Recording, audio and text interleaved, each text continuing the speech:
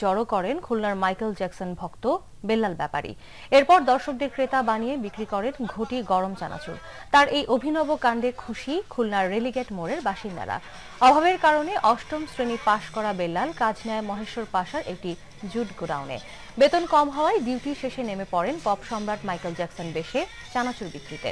দুপুরের পর থেকে শহরের বিভিন্ন এলাকায় চলে তার এই ব্যবসা আর নাচ গান।